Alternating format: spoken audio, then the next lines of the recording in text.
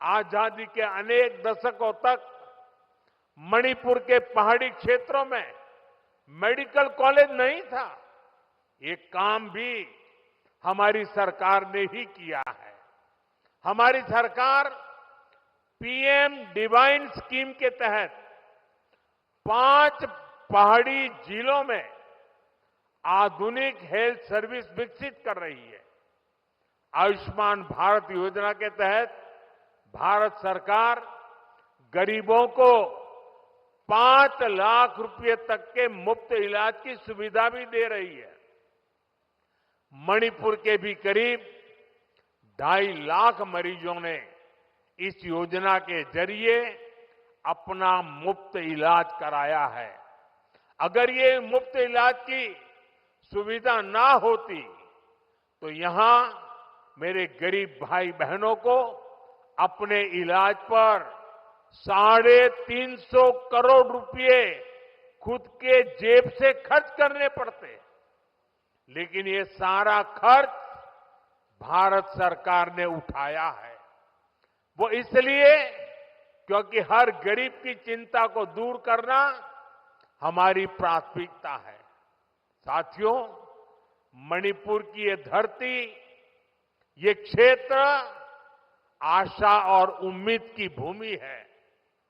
लेकिन दुर्भाग्य से हिंसा ने इस शानदार इलाके को अपनी चपेट में ले लिया था।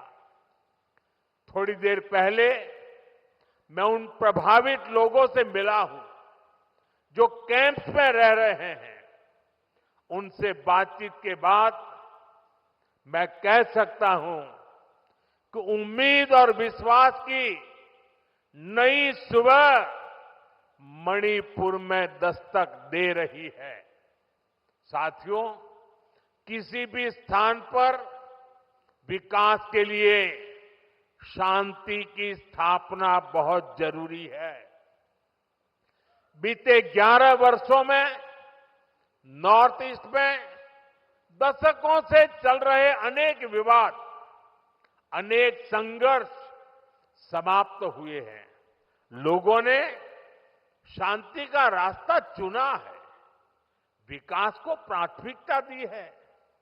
मुझे संतोष है कि हाल ही में हिल्स और वैली में अलग अलग ग्रुप्स के साथ समझौतों के लिए बातचीत की शुरुआत हुई है।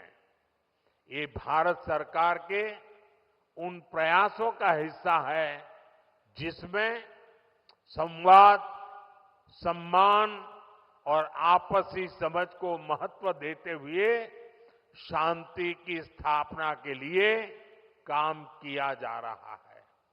मैं सभी संगठनों से अपील करूंगा कि शांति के रास्ते पर आगे बढ़कर अपने सपनों को पूरा करें, अपने बच्चों के भविष्य को सुनिश्चित करें।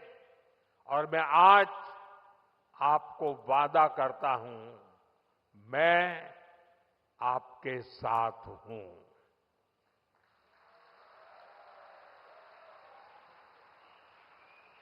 भारत सरकार आपके साथ है, मणिपुर के लोगों के साथ है। साथियों, मणिपुर में जिंदगी को फिर से पटरी पर लाने के लिए भारत सरकार हर संभव प्रयास कर रही है। जो बेघर हो गए ऐसे परिवारों के लिए 7,000 नए घर बनाने के लिए हमारी सरकार मदद दे रही है। हाल में ही करीब 3,000 करोड़ रुपए का स्पेशल पैकेज भी स्वीकृत किया गया है।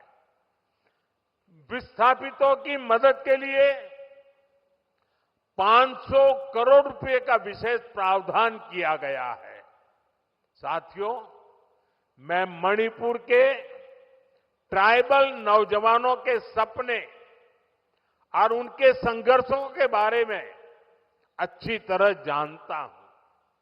आपकी चिंताओं को दूर करने के लिए अलग अलग समाधानों पर काम हो रहे हैं।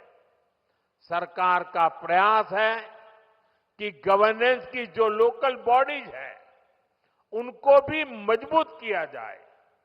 इनके विकास के लिए उचित फंड्स की व्यवस्था भी की जा रही है। साथियों, आज हर ट्राइबल कम्युनिटी का विकास ये देश की प्राथमिकता है। पहली बार आदिवासी क्षेत्रों के विकास के लिए धरती आबा जनजातीय ग्राम उत्कर्ष अभियान चल रहा है। इसके तहत मणिपुर के 500 से ज्यादा गांवों में विकास के काम हो रहे हैं। ट्राइबल एरियाज में एकलव्य मॉडल रेसिडेंशियल स्कूलों की संख्या भी बढ़ाई जा रही है। यहां मणिपुर में भी 18 एकलव्य मॉडल रेसिडेंशियल स्कूल बन रहे हैं।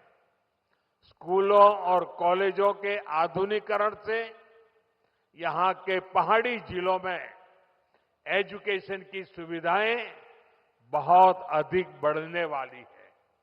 साथियों, मणिपुर का कल्चर नारी शक्ति को बढ़ावा देने वाला रहा है और हमारी सरकार भी नारी शक्ति को एम्पावर करने में जुटी है।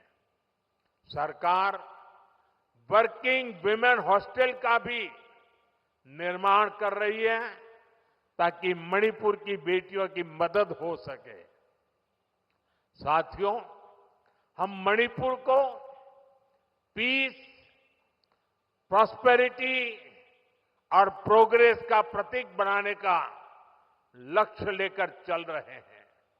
मैं आपको विश्वास दिलाता हूं, मणिपुर के विकास के लिए विस्थापितों को जल्द से जल्द उचित स्थान पर बसाने के लिए, शांति की स्थापना के लिए भारत सरकार यहां मणिपुर सरकार का ऐसे ही सहयोग करती रहेगी।